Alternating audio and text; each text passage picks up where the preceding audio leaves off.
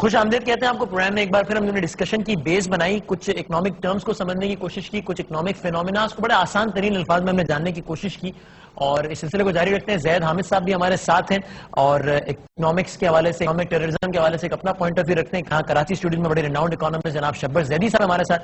زیدی صاحب پہلے تو آپ بتائیں, آپ اس تھیوری سے ایگری کرتے ہیں؟ وہ یہ کہتے ہیں کہ ہمارے اپنے کوئی اکنامک مینیجرز ہیں ہی نہیں, سارا بجٹ امریکہ میں بنتا ہے, واشنگٹن, ورلڈ بینک یا نیملی آئی ایم ایف کا انہوں نے نام لیا, آئی ایم ایف ڈکٹیٹ کرتا ہے. لیکن دو باتیں کی زید صاحب نے. پہلی بات انہوں نے کی کہ آج ملک دیوالیہ ہے. میرا اس میں بالکل ایک مختلف سوال ہے کہ اگر یہ آج اس دیوالیہ تھے, ملک کب دیوالیہ نہیں تھا؟ فرام ڈے ون دیوالیہ تھا کیا؟ جی میں کہہ رہا ہوں, دیکھیں ہمارا 60 سال سے لے کر 1947 سے لے کر آج تک ایکسپٹ فار فیو ایئرس ہمیشہ ٹریڈ ڈیفیسٹ نیگیٹو میں رہا ہے. ہم نے ان ڈالر ٹرمز ہمیشہ امپورٹ زیادہ کی ہے, ایکسپورٹ کم کی ہے, یا تو قرضہ لیا ہے یا بھیک مانگی ہے. تو یہ جو آج شکل ہے یہ آج بھی تھی, پہلے بھی ہے. ٹھیک ہے. تو اور ملک دیوالیہ اس طرح نہیں ہوتے جس طرح اور وہ ہوتے ہیں, جس طرح ایک عام آدمی, جس طرح کہ پرائیویٹ کمپنی اس طرح ملک کی شکل سے مختلف ہوتی ہے. اچھا, تو میں اس بات سے نہیں کرتا. دوسری بات جو زید صاحب کا یہ کہنا ہے کہ ہمارے اکنامک مینیجرز نہیں ہیں, شوکت طرین صاحب چلے گئے, سلیم رضا صاحب چلے گئے یا آگے, میرا اپنا خیال ہے کہ جو ایشوز ہیں, اگر آئی ایم ایف کی سوچ بھی وہی ہے جو میری سوچ ہے, تو اس کو ہم آئی ایم ایف کی سوچ نہیں کہیں گے. آج جو سولوشنز اگر مجھے آئی ایم ایف دے رہی ہے, اگر وہ سولوشن میرے بھی ہیں, تو مجھے اس کی بات مان لینی چاہیے. یہ میرا سولوشن تو نہیں ہے کہ بجلی 6% مہنگی ہو جائے, ویلیو ایڈڈ ٹیکس لگ جائے. آپ آئی ایم ایف کو یقین دہانی کرتے ہیں کہ ہم مہنگا کر دیں گے, ہمیں پیسے دیں گے, تو یہ میرا تو سولوشن نہیں ہے. آئی ایم ایف کے قصے کو میں کسی کو پروٹیکٹ نہیں کر رہا, میں نہ یہ کہہ رہا ہوں کہ ہمیں قرض لینا چاہیے تھا, مگر جو بیلنس آف پیمنٹ کرائسس ہمارا 2008 میں آیا تھا, 2008 میں بیلنس پیمنٹ کرائسس آیا تھا جب پیٹرول کی قیمت $140 پہ چلی گئی. ٹھیک ہے. جو ہم نے قرضہ لیا تھا وہ اس کرائسس کو ختم کرنے کے لیے لیا تھا, اور کسی بھی اکنامسٹ کو آج پاکستان میں بلا لیں, اس وقت ہمارے پاس کوئی سولوشن نہیں تھا. اور اسی ٹی وی کے پروگرام میں ایک دن آیا تھا, اس نے کہا تھا کہ کل ڈالر 150 روپے کا ہو جائے گا. تو یعنی آئی ایم ایف کے پاس جانے کے علاوہ اس وقت ہمارا کوئی چارہ نہیں تھا. دیکھیں آپ جذباتی باتیں کر کے آپ قوم کو کے بیسک ایشوز کو سیٹل نہیں کر سکتے. جذباتیت پہ بات, بنیادی بات, بنیادی بات دیکھیں, بنیادی بات کو سمجھنے کی کوشش کریں. پاکستان ایز اے ملک ہمیشہ اپنی آمدنی سے زیادہ خرچ کرتا رہا ہے. ہم بنیادی طور پر ایز اے پاکستانی ہم شاہ خرچ لوگ ہیں. ہم نے کبھی اپنی جیب نہیں, ہم سے مراد ایک عام آدمی ہمارے پورا پاکستان, پورا حکمران نہیں, حکمران بھی اور ہم سب بھی. ہم وہ 40 گاڑیوں کا پروٹوکول جو جا رہے ہیں 40 گاڑیوں کا پروٹوکول اپنی جگہ پر ہے, مگر جب ہمارا آدمی سعودی عرب جاتا تھا اور واپس آتا تھا, اس کے بعد ٹرالی میں ٹی وی, واشنگ مشین اور یہ سب ہوا کرتی تھی. اور یہی جب بندہ انڈین آتا تھا واپس, تو وہ ڈالر لے کے آتا تھا, سامان لے کے نہیں آتا تھا. ٹھیک ہے, ہم مزاج ہم لوگ ٹھیک ہے. زید حامد صاحب ایک تو ہے کہ وہ یہ اس بات پہ ایگری نہیں کرتے جو آپ نے آئی ایم ایف کے بارے میں تھیوری سنی, آپ نے ان کی پوری بات چیت بھی شبر زیدی صاحب کی. اور دوسرا وہ یہ کہتے ہیں کہ دیوالیہ تو ہم پہلے دن سے ہی تھے, اور ایک ایسے اسٹیج پر آ گئے تھے کہ جہاں پر ہمارے پاس کوئی اور چارہ نہیں تھا سوائے اس کے کہ ہم آئی ایم ایف کے سے جا کے پیسے لیتے اور اپنے خرچے پورے کرتے. بالکل ویسے ہی جیسے ایک عام آدمی کے جب خرچے بہت زیادہ ہو جاتے ہیں, پیسے نہیں ہوتے, تو نہ چاہتے ہوئے بھی اس کو کہیں نہ کہیں سے قرض لینا پڑتا ہے. دیکھیے وسیم, ایک بات ذہن میں رکھیے گا, اس وقت پاکستان کی تاریخ میں پچھلے 2 سال میں ہم نے آئی ایم ایف سے جتنے قرضے لیے ہیں, پریکٹیکلی آپ پچھلے 60 سال کی تاریخ اس سے پہلے کی اٹھا کے دیکھ لیجئے, کوئی تناسب نہیں ہے.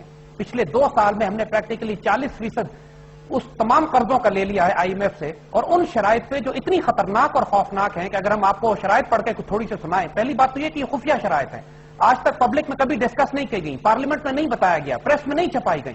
یہ جب ان کے اثرات سامنے آ رہے ہیں یا لیکیج ہو رہی ہے, کچھ باتیں لوگوں سے نکل کر آتی ہے, تو معلوم ہوتا ہے کہ کرنسی ڈی ویلیویشن کرنے سے لے کر بینک کے انٹرسٹ ریٹ بڑھانے تک, کہ جس کے بعد پوری انڈسٹری تباہ ہو جاتی ہے, کوئی انڈسٹری میں قرض نہیں دے آئی ایم ایف کے پاس جب آئی ایم ایف سے پیسے مانگے تو اس نے کیا کنڈیشن رکھی ہے, کیا کیا کریں تو ہم آپ کو پیسے دیں گے.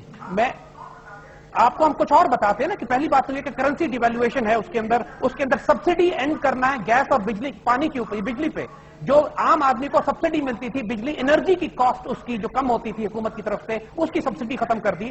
Increase in bank rates, markup rates پر سود کا بڑھا دیا, اور گورنمنٹ جو ہے فائنینشیل اسٹاک مارکیٹس میں گورنمنٹ انٹروین نہیں کرے گی, اور دنیا میں کہیں سے بھی آپ قرض لیں گے تو آئی ایم ایف کو اس کا بتائیں گے, اور ویلیو ایڈڈ ٹیکسز ہیں. اور ایک بات ذہن میں رکھیے, پہلے تھوڑا سا یہ سمجھ لیں, ہمیں 2 منٹ اجازت دیں کہ ہم آپ کو یہ بتائیں کہ آئی ایم ایف کام کس طرح کرتا ہے. آئی ایم ایف کوئی قوموں سے محبت کرنے والا, پیار کرنے والا, ان کو مصیبت سے نکالنے والا بینک نہیں ہے.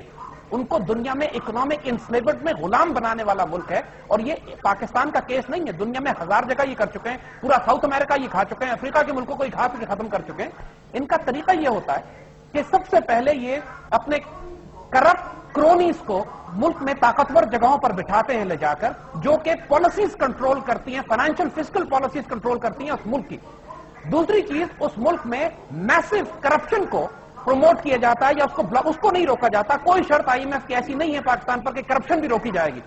نتیجہ یہ ہوتا ہے کہ جو تمام اسٹیٹ انسٹیٹیوشنز ہیں پاکستان میں, پاکستان اسٹیٹ آئل ہے, ریلویز ہے, OGDC ہے, سوئی سدرن, سوئی ناردرن ریلویز, PIA, جتنے بڑے بڑے یہ ادارے ہیں یہ اس وقت پاکستان میں بینکرپسی کی سٹیج پر پہنچ چکے ہیں. اتنا بڑا ہیمریج ہے, اتنا بڑا ان میں میسو ریونیو لیکیج ہے. پاکستان کے حکمران اس وقت ایسے بیٹھے ہوئے ہیں کہ جن کی اربوں ڈالر کی آمدنی ملک سے باہر پڑی ہوئی ہے, اور وہ اگر یہ چاہیں تو پورے ملک کا قرض یہ خود ادا کر سکتے ہیں, پورے ملک کے یہ بجٹ خود بنا سکتے ہیں, لیکن ان کے سارے ریسورسز ملک سے باہر ہیں اور کوئی یہ نہیں پوچھتا, کوئی IMF کی شرط نہیں ہے کہ یہ کرپشن جو ہیمریج اور لیکیج جو بلیک منی ہے اس ملک میں اس کو آپ کیسے روکیں گے. نتیجہ یہ ہوتا ہے کہ جب اسٹیٹ انسٹیٹیوشنز کولیپس کر جاتے ہیں تو اس کے بعد یہ پہنچتے ہیں بیچ میں حکومت کو مجبور کرنے کے لیے, حکومت کی آمدنی ختم ہو جاتی ہے, پھر یہ حکومت کو مجبور کرتے ہیں کہ آپ ٹیکسز لگائیے, اور پھر وہ ٹیکسز لگتے ہیں انڈائریکٹ ٹیکسز اس غریب آدمی کو جو رکشہ چلاتا ہے, پھل بیچتا ہے, ریڑھی لگاتا ہے, اور پھر اس کے بعد چونکہ پھر بھی ہیمریج موجود ہے, کرپشن موجود ہے, لہذا اس کے بعد یہ پہنچتے ہیں ملکوں میں اور کہتے ہیں کہ آپ اپنے وسائل کو پیدا کرنے کے لیے, پیسے جنریٹ کرنے کے لیے, ڈالرز کمانے کے لیے اپنے ملک میں جتنے اسٹیٹ اونڈ انٹرپرائزز ہیں, PSO ہے, سوئی سدرن, سوئی ناردرن, اتنے بڑے بڑے اداروں کو پرائیویٹائز کر دیجئے. لہذا پھر یہ پرائیویٹائزیشن شروع ہوتی ہے, جس میں شوکت عزیز صاحب نے اسٹیل مل کو 300-400 ارب کی اسٹیل مل کو 21 ارب میں بیچ دیا, سپریم کورٹ نے روکا پھر اس کو. اسی طرح پاکستان ٹیلی کام, جتنے بڑے بڑے ادارے ہیں ان کو پرائیویٹائز کیا پورا ایک لارجر پکچر کا یہ حصہ ہے. شبر صاحب یہ آپ پوچھنا چاہیں گے, آپ کہنا چاہیں گے؟ جو زید سامد صاحب کہہ رہے ہیں یہ ایک تھیوری ہے, یہ ان کا ویو ہے, میں اس ویو سے ایگری نہیں کرتا. یہ ایک تھیوری ہے, مطلب میں تو آپ کے خیال میں ہمارے اداروں کی بدحالی کی پھر وجہ کیا ہے؟ صرف یہ ہمارے 8 بڑے بڑے ادارے FBR کے فگرز ہیں جن کا نقصان ہے 400 بلین روپیہ, یعنی 8 ادارے 400 بلین روپے ہم اپنے پیٹ سے دیتے ہیں ان کو کہ بھائی تم اپنا کام چلاؤ, اور لوگ بھوکے مر رہے ہیں. دیکھیں میں وہی آپ کو پھر کہہ رہا ہوں, تعلیم اور صحت پہ خرچ ہوتا ہے 25 ارب روپیہ, اور اپنے اداروں کا پیٹ بھرنے کے لیے 400 ارب روپیہ. پھر آپ کو یہ کہہ رہا ہوں, میں جو آپ کو کہہ رہا ہوں کرپشن, یہ ادارے, یہ بلیڈنگ انٹرپرائزز, میں پھر آپ کو یہ کہہ رہا ہوں کہ یہ سارے مسائل یہ 2 سالوں کے یا 3 سالوں کے نہیں ہیں. لیکن وہ کہہ رہے ہیں ان 2 سالوں میں اتنا قرض لیا ہے, پاکستان کی ہسٹری کا 40% قرض ان 2 سالوں میں لیا ہے. میں ایگری کرتا ہوں, آج ہمارے قرض جو 650 میں بتایا 650 بلین کا جو ہمارا انٹرسٹ کاسٹ ہے, اس میں آدھا لوکل ڈیٹ ہے اور آدھا فورن ڈیٹ ہے. ٹھیک ہے, اور لوکل اور جو فورن ڈیٹ ہے اس کا 30% IMF کا, اس سے کم ہے تھوڑا, مگر یہ فگرز پہ ہمارا جھگڑا نہیں ہے. میرا زید صاحب کی تھیوری ہے, میں ہر آدمی کو رائٹ ہے اپنی تھیوری بالکل ٹھیک رکھنے کا, اور وہ اپنی تھیوری ہے ان کی, وہ بلیو کرتے ہیں.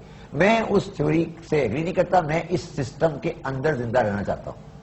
اس سسٹم میں یہ کرپٹ ہو گیا, سسٹم یا نہیں ہو گیا؟ دیکھیں پلیز, ایک ورڈ ہے کرپشن جس کو ہم بہت یوز کرتے ہیں.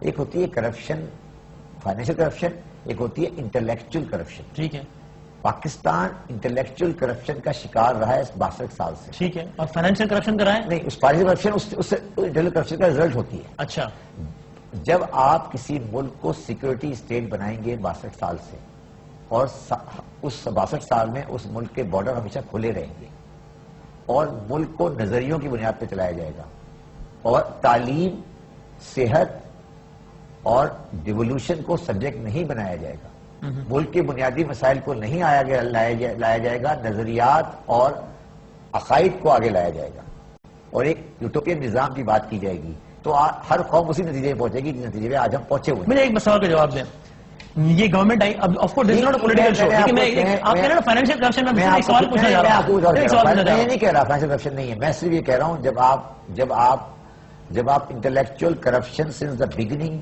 آپ کھڑے رہیں گے, اور آپ کنٹری کو کسی اور بنیاد پہ چلانے کی کوشش کریں گے, تو پھر وہ کنٹری کبھی اکنامک سبجیکٹ پہ آپ نے ویلفیئر اسٹیٹ نہیں بنایا, سیکورٹی اسٹیٹ بنایا, اور ڈیفینس ایکسپینڈیچر بڑھتے رہے. ڈیفینس کی بات نہیں کر رہا میں, آج وار آن ٹیرر آپ لڑ رہے ہیں.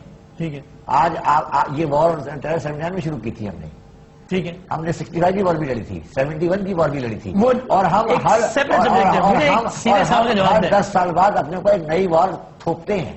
ٹھیک ہے, میں اس پہ زید صاحب کا ویو لوں گا، لیکن مجھے یہ بتا دیں شبر زیدی صاحب، جب گورنمنٹ آتی ہے نا، جب جی گورنمنٹ آتی ہے جی جی پبلک کی، جی وہ اس وار کے افیکٹ، اس ملبے کو صاف کر رہی ہوتی ہے. اچھا 3 جنگیں 3 فوجیوں نے ہمارے پر تھوپی ہیں، اچھا ٹھیک ہے، اور ہم جب آتے ہیں بلٹ بینڈ بکس سے ہم اس کو ملبے کو صاف کر رہے ہوتے ہیں.